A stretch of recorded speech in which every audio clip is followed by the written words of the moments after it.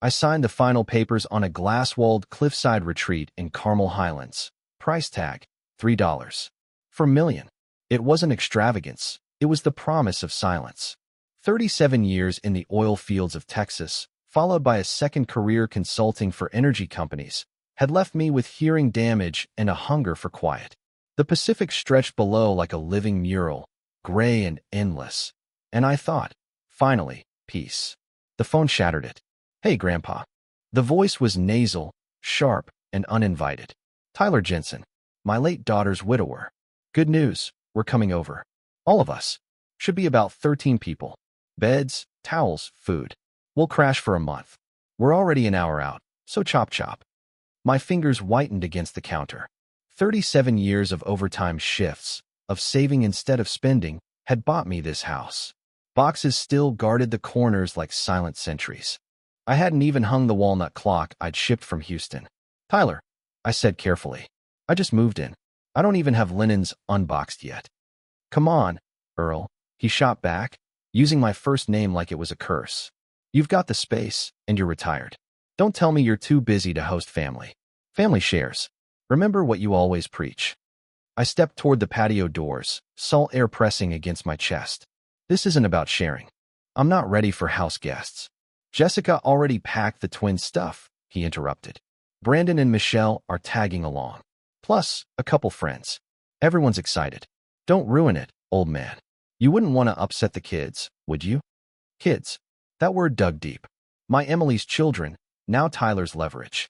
My jaw ached as I forced calm into my voice. "A month is too long. Maybe later, when things are settled." "Later." His laugh stabbed through the speaker. "We've already left. Don't start playing stingy. You think we drove 5 hours up from Fresno for nothing?" And Jessica called dibs on the master bedroom. She says the view's perfect for her yoga channel. The master bedroom.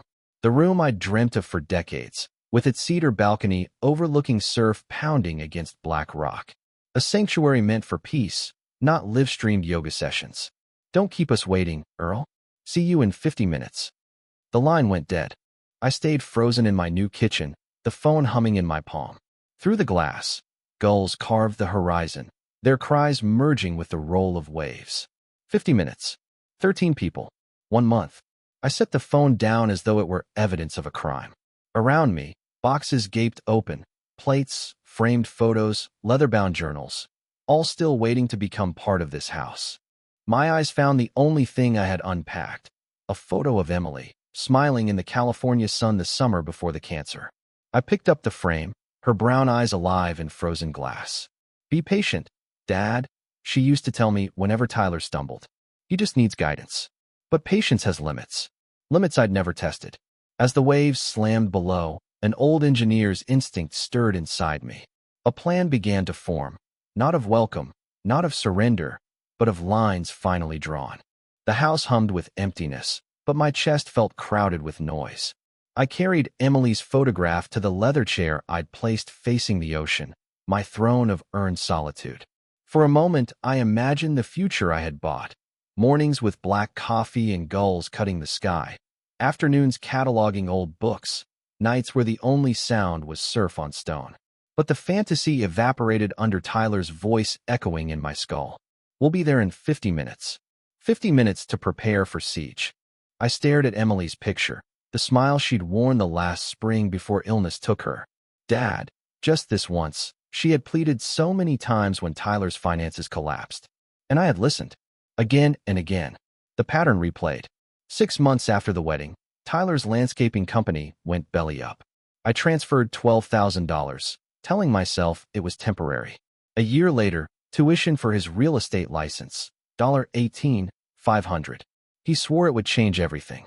2 years after that, their mortgage down payment, when his credit rating kept them locked out of loans, $42,000 wired from my retirement account.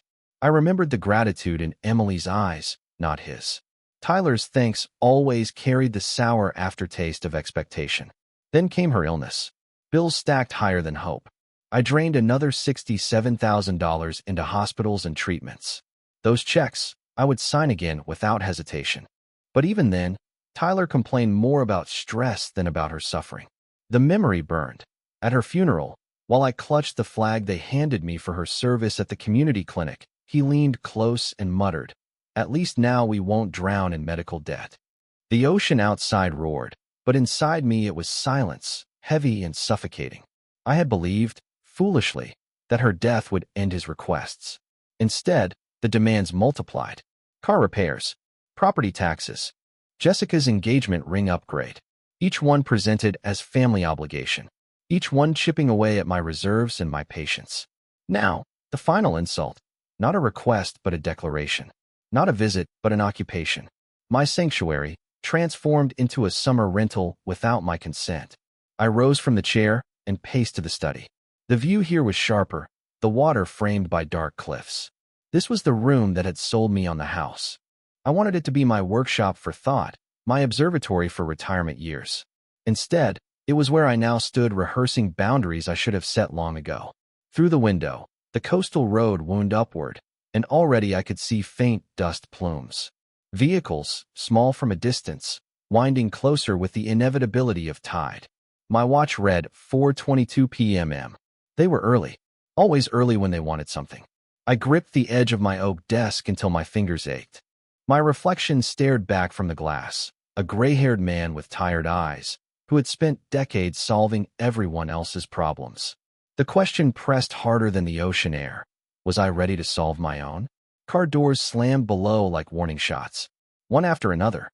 The convoy had arrived. Engines growled in the circular driveway like beasts claiming territory.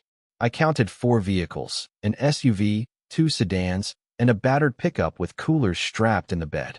Dust trailed behind them, coating the cypress trees at the road's edge. The SUV door opened first. Tyler stepped out like a general surveying new land. Aviator sunglasses, Hawaiian shirt untucked, the same swagger he wore at Emily's funeral when he shook hands like a politician. Behind him, Jessica emerged, phone already raised. Blonde hair whipped by the wind, her voice rang across the driveway. "Oh my God.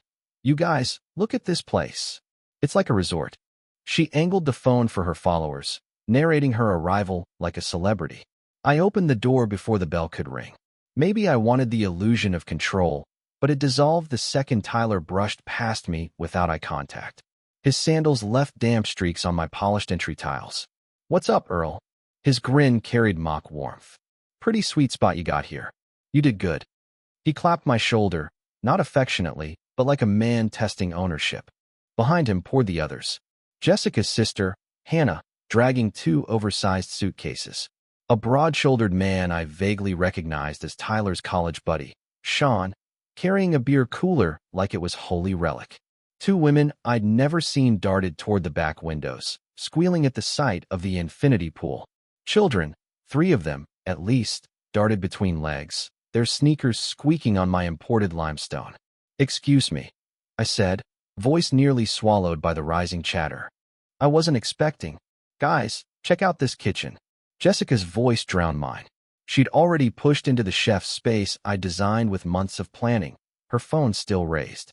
Marble counters, dual ovens, ocean view. #dream life. The word family passed from one mouth to another like a password unlocking every door. "We're family," Tyler repeated, waving a hand toward the hallway. "Hannah, you and Sean take the balcony room. Jessica and I will set up in the master, obviously. Kids can crash wherever they want." I stepped into his path.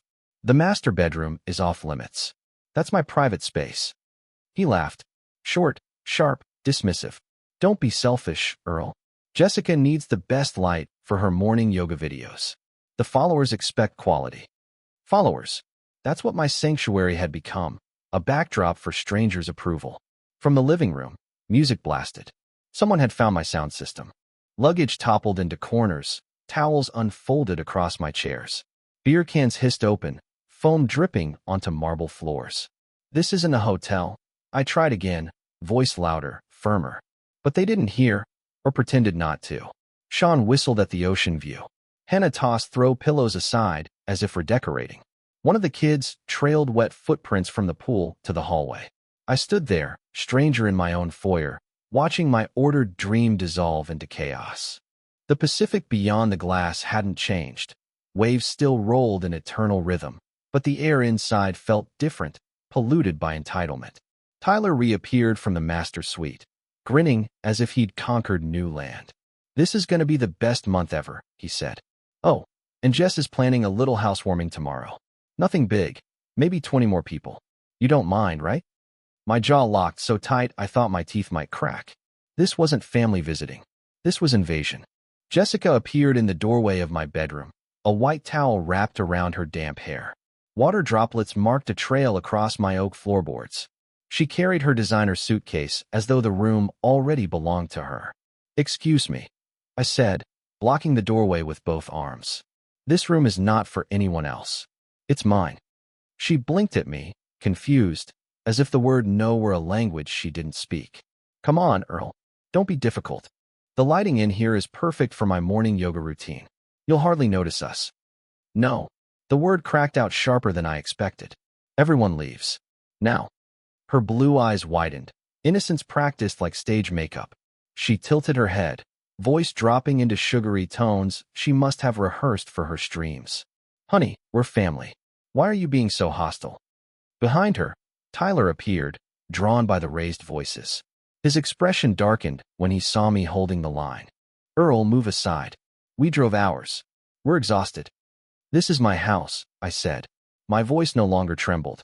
"And I told you, no one stays here. Not like this." Tyler's laugh was a blade. He stepped closer, lowering his voice so only I could hear. "Your house? After everything we've been through? After everything you owe us?" I stared at him, stunned by the audacity. Owe him? After hundreds of thousands in tuition, down payments, endless bailouts? Somehow, in his arithmetic, I was the debtor. Jessica tried to slip past me, suitcase bumping my leg. I shifted, blocking her completely. She gasped, loud enough for the others to hear. Within seconds the hallway filled. Sean appeared with a beer in hand. Hannah leaned against the wall, smirking. Kids peered around legs, wide-eyed. Someone turned the music down, and suddenly the house fell quiet. All eyes fixed on me. "Dude, what's your problem?" Sean slurred. "We're not hurting anything. Just a vacation with family." "You're trespassing," I said. The word felt foreign, but true. "All of you." Tyler placed his hand on my shoulder again. That patronizing gesture I'd grown to hate. "Emily would be ashamed of you. She'd want us together, not fighting." I jerked away so hard he stumbled. Rage flooded me, not fear. "Don't you dare use my daughter's name to justify your greed." My voice boomed through the hallway, louder than I'd ever spoken to him. A few people stepped back. Jessica's lower lip quivered. "We just wanted time together." "Daddy Earl, why are you being so cruel?" The phrase Daddy Earl scraped across my nerves like sandpaper. Sean chimed in again. "Maybe you should chill out. We'll clean up. No harm done." He raised his beer in a mock toast. The group was closing ranks, entitlement solidifying into defiance. 13 against 1, in my own house. Tyler's voice dropped to a menacing calm. "Think carefully about your next move. Some choices can't be undone. Some relationships can't be repaired." It was a threat, wrapped in family rhetoric. Cross them, and I'd be cut out forever, as if their presence in my life were a prize. But in that moment, clarity struck. Some relationships were already broken. Some had never been real. "You're right," I said, stepping back. "Some decisions can't be undone." I turned and walked deliberately toward my study, heart pounding, phone already in hand. Behind me, their voices rose, confusion, protest, disbelief. But I shut the door, locked it, and dialed 911. The heavy oak door between me and them felt like the last barrier protecting my sanity. I slid the lock into place and pressed the phone against my ear. 911, what's your emergency?" The operator's comm steadied my trembling hands. "My name is Earl Whitaker," I said. "I'm the homeowner at 221 Coastline Drive, Carmel Highlands. 13 people entered my property without invitation. I told them to leave. They refused." "Are you in immediate physical danger?" "Not yet, but they're hammering at my boundaries. I'm in my study with the door locked." "Understood. Officers are on their way. Stay in a secure area. Can you confirm ownership of the residence?" "Yes. Purchased last month. Title papers are in my desk drawer." A thud shook the door, followed by Jessica's saccharine voice. "Daddy Earl, please don't do anything crazy. We can work this out." The operator's voice cut through. "How many individuals total?" 13. 3 children. The rest adults. They've been in my house for less than an hour. More pounding. Tyler's voice, falsely cheerful. Come on, Earl. Let's talk like adults. You don't want to make this ugly. The operator's tone never wavered. Sir, officers are approximately 17 minutes out. Stay on the line if you feel unsafe. Yes, I whispered. Relief, unexpected, flooded me. For the first time that day, someone treated my words as truth rather than inconvenience. Outside the door, voices tangled in heated whispers. Hannah muttered that they should leave before it got serious. Sean scoffed. He's bluffing. Old man doesn't have the guts. Bluffing. That word rattled in my skull. After decades of working 12-hour shifts, putting kids through school, paying off debts that weren't mine, my backbone was still in question. The sirens came faint at first, then closer, their cry weaving through the crashing surf like judgment. Chaos erupted in the hallway. Footsteps scattered. Suitcases zipped shut. A child started crying. Jessica's voice cracked into real panic. Tyler, what if they arrest us? Everyone calmed down. Tyler barked, but the authority in his tone was already leaking away. It's just a misunderstanding. The doorbell rang. Not a casual chime, but the sustained press of professionals. I unlocked my study and stepped into the foyer. The group had tried to compose themselves in seconds. Beer cans hidden, towels gathered, smiles forced. Tyler stood by the door, rehearsed grin plastered on. When he opened it, 2 officers filled the frame. A tall man with gray at his temples introduced himself as Officer Delgado, and beside him a younger woman, Officer Ramirez. Tyler launched into performance. Good evening, officers. I'm afraid my father-in-law is a little overwhelmed. We drove all this way, and he panicked. Family drama, you know? But Officer Delgado didn't look at him. He looked at me. Sir, are you the homeowner who made the call? Yes. I handed over the deed. Steady now. This is my property. They entered without permission and refused to leave. The officer studied the paper, then glanced at the scattered luggage, open coolers, wet footprints. The truth was undeniable. All right, he said firmly. This ends now. The moment Officer Delgado spoke, the room's temperature shifted. 13 sets of eyes flicked between him and me. For the first time all day, I wasn't the lone voice insisting on boundaries. I had authority at my side. Everyone needs to gather their belongings, Delgado said, tone clipped, practiced. You have 15 minutes to vacate the premises. Anyone who refuses will be arrested for trespassing. Jessica gasped as though she'd been slapped. Arrested? For visiting family? She turned toward Officer Ramirez, mascara streaking down her cheeks. Ma'am, you can't be serious. We're his people. Doesn't that mean anything? Ramirez's expression didn't change. Ma'am, family status doesn't override property rights. Without the homeowner's permission, you are trespassing. Period.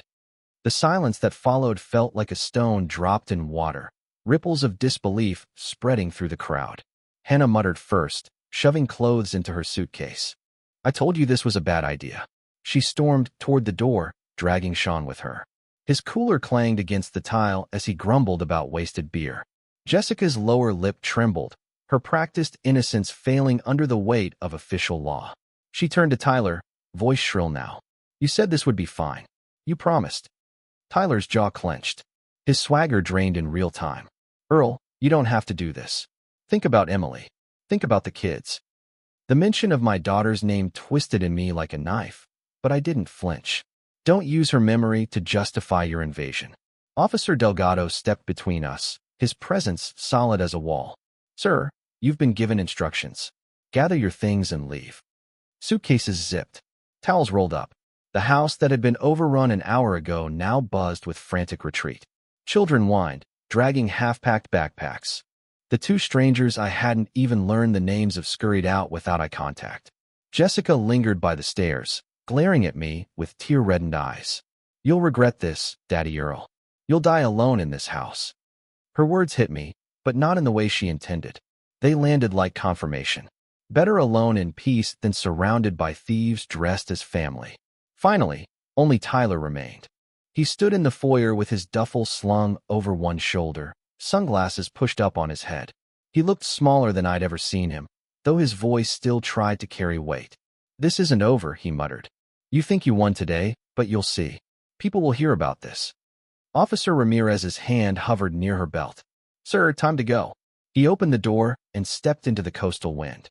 The convoy engines rumbled alive, headlights slicing the dusk as one by one they rolled down the drive. When the last taillight disappeared, the silence pressed in like balm. No laughter, no shouting, no clatter of coolers and cans. Only surf and seagulls, the sounds I had purchased this home for. Delgado handed me a slip of paper. "This is your incident report number. If they return, call us immediately. You've established clear trespassing. Next time, arrests will follow faster." I nodded, gripping the paper as if it were a shield.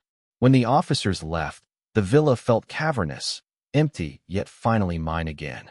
Wet footprints marred the limestone, and the air still smelled faintly of beer and sunscreen. But it was quiet, blessedly quiet. For the first time since signing the deed, I belonged in my own home. I thought sleep would come easily after the silence returned, but the night stretched long and restless. Even the rhythm of the waves couldn't erase the memory of Jessica's voice promising I'd regret everything. Her words clung to the walls like smoke. At dawn, I brewed coffee and tried to lose myself in the view. Fog clung low to the cliffs, rolling back like a curtain. For a few precious minutes, the world seemed clean again. Then I picked up my phone. 73 notifications. I opened one at random. A former coworker, asking if I had really kicked my grieving family out into the night. My stomach dropped. I thumbed to Facebook. At the top of the feed sat Tyler's post. A photo of Jessica, mascara streaked like war paint, sitting in their SUV. The caption read, "My late wife's father forced us out last night. We just wanted a family visit. Instead, he called the cops on his own grandchildren. Emily would be crushed to see what her father has become. Money changes people. Please keep us in your prayers." The post had been shared over 50 times. The comments scrolled endlessly. "Heartbreaking. Stay strong, Jess. Who throws family out like that? Shameful. Prayers for you and the kids." Kids. They had been leverage again. No one mentioned the beer coolers, the strangers, the demand for my bedroom.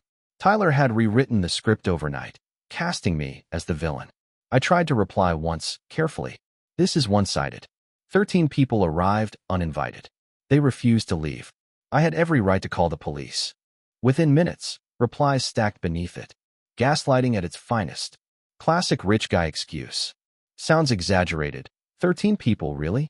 Tyler himself commented under mine. "See how he twists things? Emily warned me he could be controlling. I never believed her until now." That sentence struck like a hammer. Emily had defended me her whole life, but Tyler knew where to aim. He used her absence as a weapon sharper than any knife. By noon, a local news outlet had picked up the post, repackaging it as a family conflict in a coastal mansion. My name wasn't in the headline yet, but the details were clear enough for neighbors to recognize me. Emails from old friends trickled in, some supportive, most bewildered. One message from a neighbor down the coast read, "Saw the story. Hope you're okay. Hard to tell what's true anymore." That was the danger. Truth rarely travels as fast as outrage. I shut the laptop and pressed my palms into the desk. 40 years of work, charity, and careful reputation, all endangered by a man who'd never built anything but excuses. But I wasn't powerless. Not this time. I opened the filing cabinet and pulled out a folder marked family support. Every transfer, every bailout, every canceled check had been logged. Years of transactions. Tuition, mortgage down payment, car repairs, hospital bills. Nearly $320,000 in 6 years. Numbers don't weep on social media. Numbers don't beg for sympathy. But numbers tell the truth. For the first time since Tyler's call, my hands steadied. He wanted a war of perception. I would fight with documentation. By Sunday morning, the storm had grown. Tyler's post passed 100 shares, and Jessica doubled down with a video filmed in their car, her voice trembling with well-rehearsed fragility. "I just don't understand how someone who used to love us could turn so cold," she said to the camera. "We drove hours just to bring the kids to see their grandpa. Instead of hugs, he gave us police officers. Emily would never believe this." The comments gushed sympathy. Strangers called me heartless. Old neighbors wrote about how disappointed they were. Every sentence painted me as a miser who valued square footage over family. But while they crafted narratives, I spread papers across my desk. Bank statements, wire transfer receipts, canceled checks, Every dollar I had sent to Tyler since Emily married him. It looked clinical, almost sterile, the neat lines of black ink against white paper. But I knew the story hidden in those numbers. $12,000 to cover his business collapse. $18,500 for his real estate courses. $42,000 for the down payment on the house he swore would make Emily secure. $67,000 in medical bills when her cancer advanced. Countless smaller transfers.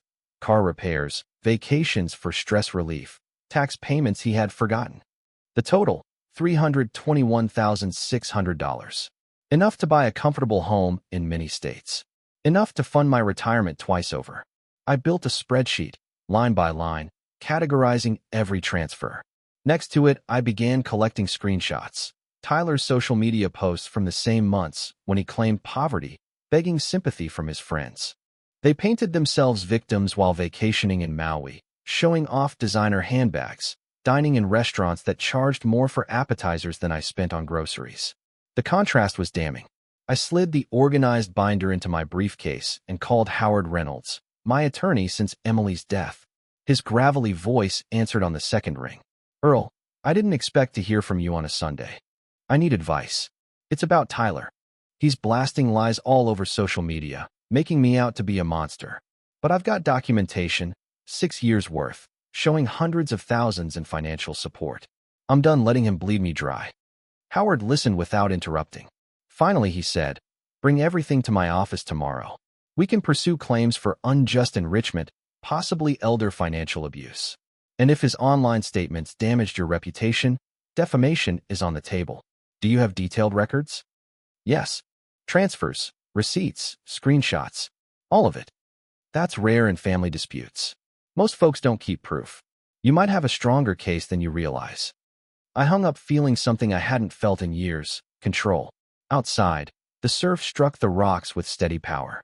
Not violent, not weak, just relentless. That was the image I carried with me. Relentless, methodical, unstoppable. Tyler had chosen the battlefield of sympathy and spectacle. But I was moving the fight to my terrain: facts, law, and documentation. Monday morning dawned clear, sharp, almost theatrical. I loaded my briefcase with the binder of documents, each page a brick in the fortress I'd built. Emily's photo sat on the desk, her smile steady in its silver frame. "This isn't revenge," I whispered. "It's survival." I drove inland to Monterey, where Howard Reynolds kept his office above a bank on Lighthouse Avenue. He was waiting in the conference room, coffee already poured.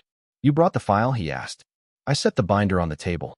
The thud it made was satisfying, like laying down evidence in a courtroom drama. Howard flipped the pages, eyebrows rising higher with each transfer record. "This is meticulous," he said. "Most people just hand me vague memories.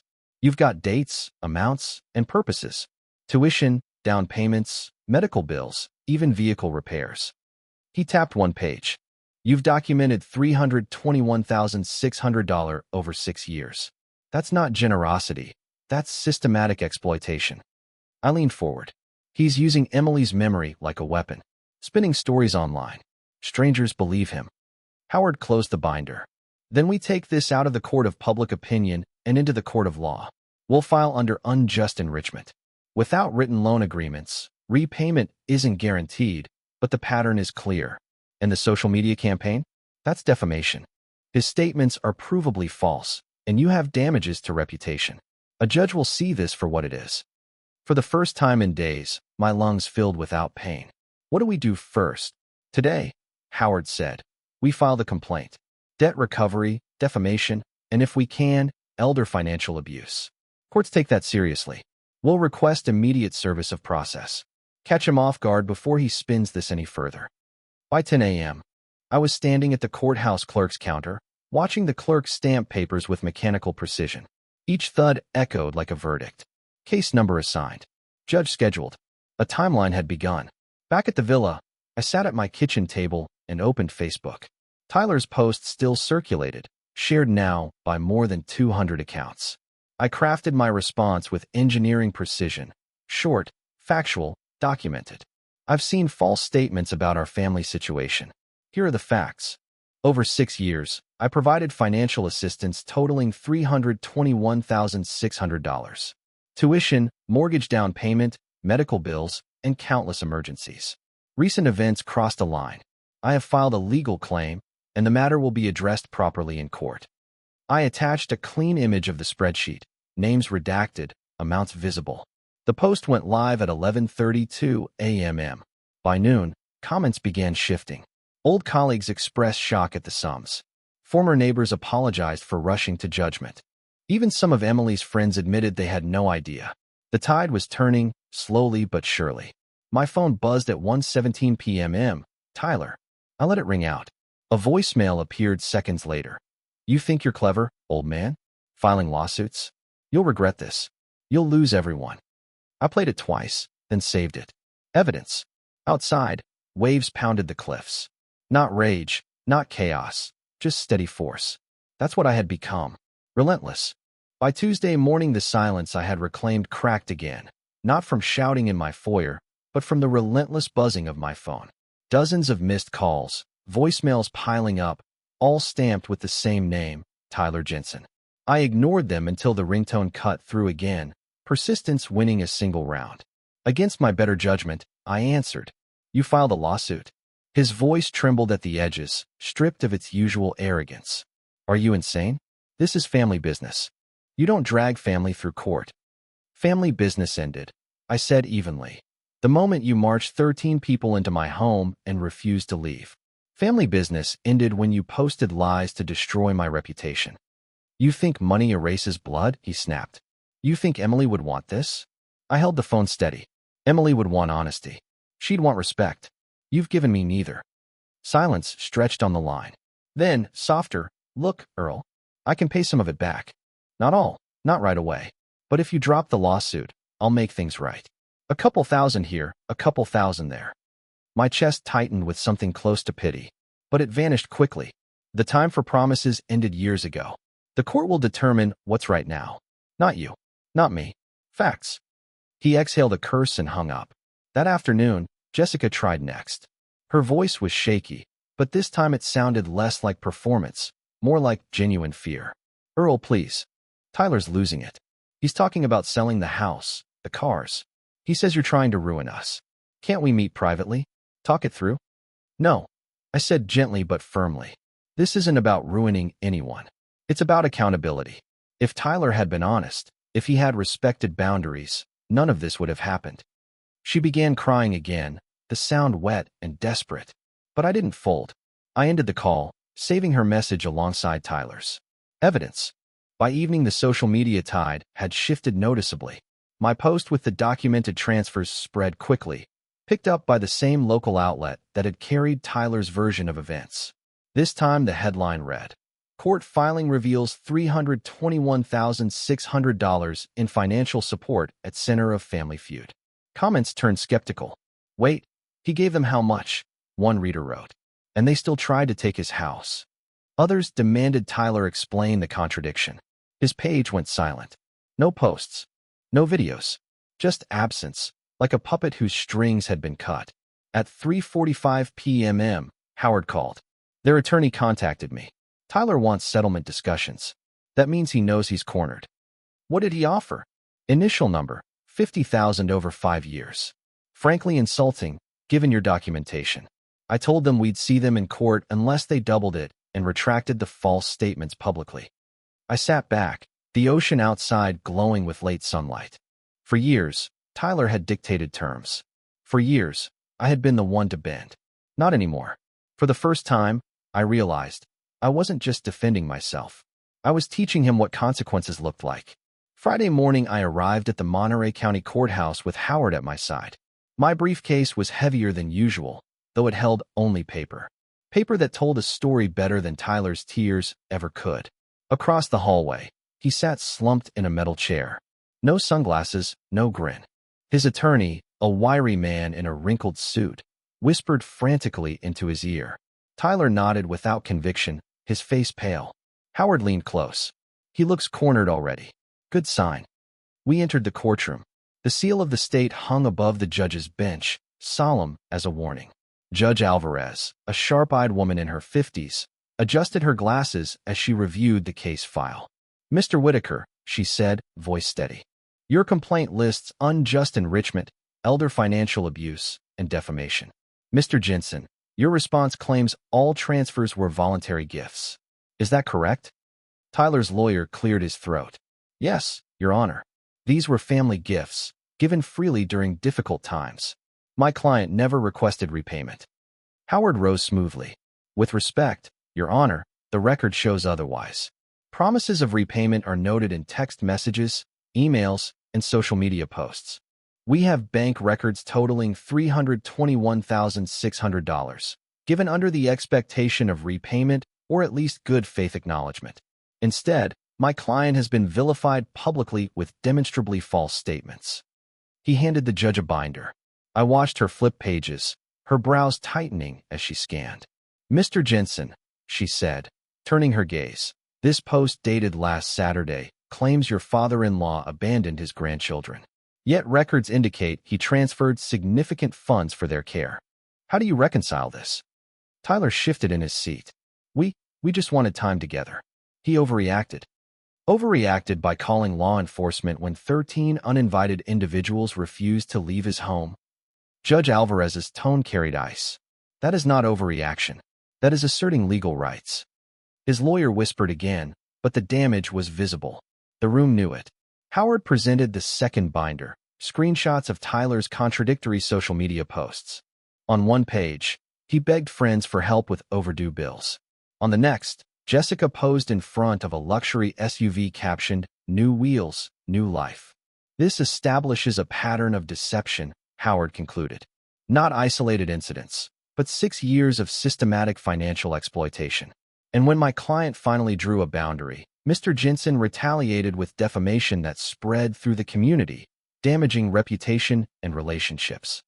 Judge Alvarez leaned back, expression unreadable. "I've seen enough to move toward settlement discussions. Mr. Jensen, your attorney will confer with Mr. Whitaker's counsel. If no agreement is reached, this case proceeds to trial. Let me remind you, the documentation here is exceptionally thorough." Tyler's shoulders sagged. For once, he looked exactly as I'd always suspected beneath the bravado. A man who had built his life on borrowed generosity, unprepared for the weight of consequence. The courtroom recessed for 20 minutes. Tyler vanished with his lawyer into the hallway, his posture hunched like a man carrying stones. I remained seated at the table, my hands folded over the binder. Howard leaned close. "He's rattled," he said. The documentation crushed his narrative. Now he'll scramble for a deal. I stared at the wood grain of the table, tracing each line like a road map. For years I had surrendered, thinking it easier to pay than to fight. Now I sat in a courtroom, waiting for the man who drained me dry to offer terms. When Tyler returned, his swagger was gone. His lawyer did the talking. "Your Honor, my client wishes to resolve this matter without trial. He proposes repayment of $75,000 over 5 years and withdrawal of all social media posts." Howard didn't even look at me. "Unacceptable," he said flatly. "The documented total exceeds $321,000. Any settlement must reflect a significant portion of that, along with a formal public retraction. And repayment must be on a timeline that demonstrates seriousness, not token effort." The judge nodded. "Mr. Jensen, I advise you to consider that offer carefully. The plaintiff's documentation is unusually strong. If this proceeds to trial, you risk full judgment against you, plus damages." Tyler's voice cracked as he spoke. "I can't pay that kind of money. You'll ruin me." I met his eyes for the first time in months. "You ruined yourself the moment you mistook my kindness for obligation." The judge ordered both sides into a conference room. The walls were beige, the air stale. Tyler sat across from me, his hands twitching against the table. Jessica wasn't there, just him, me, the lawyers, and silence broken only by the hum of fluorescent lights. Howard laid it out. "Here's our demand. $160,000 restitution over 3 years. Public retraction of every false statement posted online. Cease and desist against future defamatory remarks. Failure to comply triggers seizure of assets." Tyler swallowed hard. His lawyer whispered furiously in his ear, but I watched his face. Pride battled fear, and fear won. "Fine," he muttered at last. "We'll sign." Howard turned to me. Earl, are you satisfied with this? I looked at Tyler, the man who had once held Emily's hand at my dinner table, who had once promised to take care of her forever. All I saw now was a hollow figure, a man stripped of excuses. Justice, I realized, wasn't about crushing him completely. It was about ending the cycle, drawing a line no one could step over again. I accept, I said quietly. Howard began drafting the terms. Tyler slumped deeper in his chair, as though the air had left his body. The man who had marched into my home like a conqueror now signed papers like a tenant surrendering keys. When we returned to the courtroom, Judge Alvarez reviewed the agreement. Her gavel struck once, sharp and final. Settlement approved. Compliance required within 30 days. It was over. Not just the case, 6 years of erosion, 6 years of manipulation. Over. The courthouse doors closed behind me with a hiss, and sunlight spilled across the steps like a benediction. Howard shook my hand firmly. You did well, Earl. Most men fold long before this point. You held your ground. I nodded, though my chest felt strange, relief tangled with fatigue. For 6 years I'd bled in silence. Today I'd stopped the bleeding. That evening, the first ripple of consequence hit. Tyler's required retraction appeared on Facebook. I previously shared statements regarding my father-in-law, Earl Whitaker, that were inaccurate and incomplete. Those posts have been removed. I regret any confusion they caused. The words were sterile, court-approved, stripped of the melodrama that had fueled his campaign. No tears. No prayers requested. Just legal obligation. Still, it was enough. Commenters who had once rushed to his defense now demanded answers. So you lied, one wrote. You had us praying for you. Another, $160,000? That doesn't sound like generosity. It sounds like you took advantage. Jessica posted nothing. Her silence was louder than any video she could have filmed. By morning, the tide had turned fully. Emily's college friends who had questioned me now sent messages of apology. Former co-workers emailed, saying they admired my resolve. Even neighbors along the coast stopped me during my morning walk to say, "We saw the news. Good for you." But victory carried its own weight. I returned to the villa and found the mess still lingering. Stains on the hardwood, scuffs on the walls, a chipped plate left behind like a scar. Cleaning felt less like housework and more like reclaiming land after an invasion. That night, I poured a glass of bourbon and carried it to the balcony of my master suite. The sea stretched endless, silver under the moon. For the first time since buying the house, I stood there alone, unchallenged, belonging. Yet Emily's memory pressed in. I saw her face in the shifting surf, her laugh in the gulls' cries. She had always begged me to be patient, to help Tyler, to remember he was hurting too. Maybe he had been, but hurt is no license to exploit. You'd understand, I murmured to her photo on the nightstand. Kindness without boundaries isn't kindness at all. It's surrender. My phone buzzed again. A message from Tyler. This one short, stripped of arrogance. I'll make the payments. Just don't hate me forever. I stared at the words for a long moment, then set the phone face down. Forgiveness was not a transaction. It couldn't be demanded or scheduled like monthly restitution. It would come, perhaps, but on my terms, not his. For now, the important thing was silence. Silence earned. Silence defended. I raised my glass toward the horizon. For the first time in years, tomorrow felt like it belonged to me. The following weekend, my nephew Daniel called. His voice carried that easy warmth I'd forgotten family could hold. Uncle Earl, I saw the news. I just wanted to check on you. How are you holding up? For a moment I couldn't answer. No demand, no guilt trip, just concern. It was such a rare thing that my throat tightened. I'm doing better, I managed. The house feels quiet, but the right kind of quiet. Daniel laughed. Quiet is underrated. Listen, I'd love to come down. Just me, maybe my girlfriend, if that's all right. We can bring food, help patch up anything those squatters scuffed. That word, squatters, made me smile. It cut through all the tangled family ties and named things plainly. You'd be welcome anytime, I said. When they arrived a few days later, they didn't storm my driveway in a caravan. No shouting kids or beer coolers. Just one modest sedan, a pair of small overnight bags, and a knock at the door that waited for permission. Daniel hugged me firmly, then stepped back to admire the villa. This is incredible, Uncle. You earned it. Earned. That word sank into me. For years I'd been told to share, to give, to prove my worth through generosity. Here was someone reminding me that 40 years of sacrifice had purchased not just stone and wood, but peace. We grilled steaks on the deck that night. The ocean air was cool, the sky painted in streaks of orange. Daniel asked about my work, about Emily, about old fishing trips we used to take. His girlfriend, Lena, listened more than she spoke, but her presence was calm, respectful. "This place feels alive now," Daniel said, sipping his beer. "Not because of chaos, but because it's yours. I think Aunt Emily would be proud you finally set boundaries." His words echoed the thought I'd whispered to her photo nights earlier. Maybe Emily hadn't wanted me to bankroll Tyler forever. Maybe her pleas for patience had been born of compassion, not an invitation to surrender my dignity.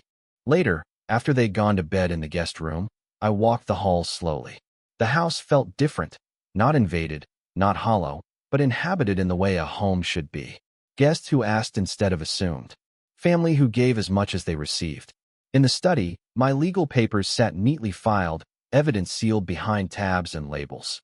A monument to 6 years of erosion finally stopped. I ran my hand over the binder. Justice had not restored everything, but it had restored me. The waves outside whispered against the shore. For the first time, I didn't hear them as background noise to conflict. I heard them as a promise, steady, cleansing, eternal. I turned off the lights and let the villa rest with me, no longer a fortress under siege, but a home at peace. Morning sunlight spilled across the kitchen tiles, clean and unmarred now. The last of the stains had been scrubbed away, the broken plate replaced, the scuffs painted over. Slowly, the villa had shed the remnants of invasion. What remained was mine, hard-earned, defended, preserved. I brewed coffee and carried the mug to the balcony. The Pacific unfurled before me, endless and steady, as if it had been waiting for me to finally stop fighting other people's storms and listen to its rhythm. My phone buzzed on the table, but this time it wasn't a threat. A text from Daniel. "Thanks again for the weekend. Lena and I can't stop talking about how peaceful it was. You deserve it, Uncle. Let's make it a tradition. Just us, no drama." I smiled. That was family. Not obligation, not entitlement. Choice. Presence. Respect. Later that afternoon, Howard called with the latest update. Tyler's first payment has cleared. The court monitors confirmed compliance. If he misses even one, we'll know. A chapter closed with the sound of funds arriving where manipulation once drained. I thanked Howard and set the phone down. No celebration, no gloating, just the quiet knowledge that accountability had finally replaced chaos. As evening fell, I retrieved Emily's photograph from my nightstand and carried it outside. I set it on the patio table, the sunset painting her smile in warm gold.